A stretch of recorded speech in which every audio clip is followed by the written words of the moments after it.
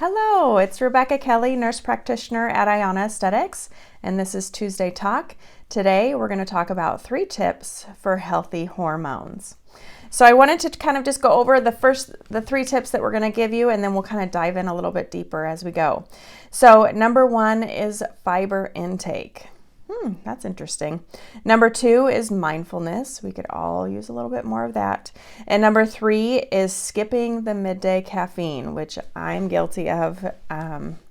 So you're in good company here. So let's dive in. So fiber. Who knew that fiber would help regulate our hormones, right?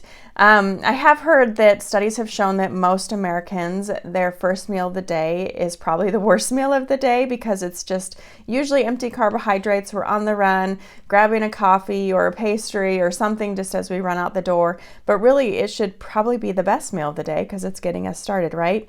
And one way to do that is to add more fiber to your breakfast. So fruits and vegetables are great ways to do that. You want to get between, at least 25 grams of fiber a day. And if you were to eat about 6 servings of fruits and vegetables, it would get you pretty close.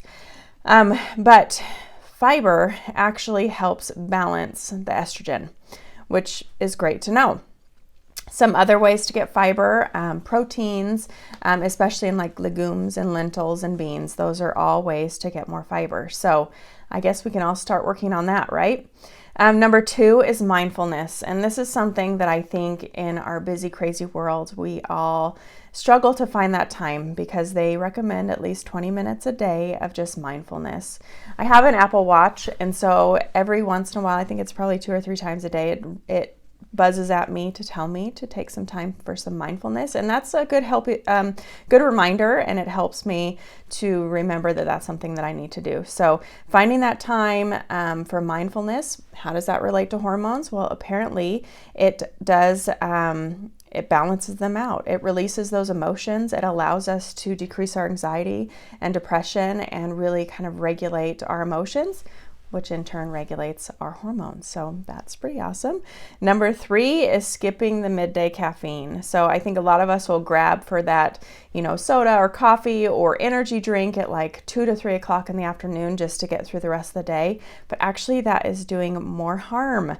Caffeine decreases our hormone regulation, and we're hoping for more energy, but actually it only gives us that short-term energy boost, and then it's gone and we get that slump back again. So if we could really just start, instead of reaching for the caffeine, start decreasing our caffeine intake at that time of the day, our sleep will be better, we'll be more relaxed and rested, we'll be ready to go to sleep at that time because we won't have that excess caffeine. So there you have it, 3 tips for healthy hormones. I hope this gave you some new information. It certainly did for me, and it's some things that I'm certainly going to work on going forward. So thank you so much. Please subscribe and like this video, share it with others that you think might be helpful, and we hope you have a good day.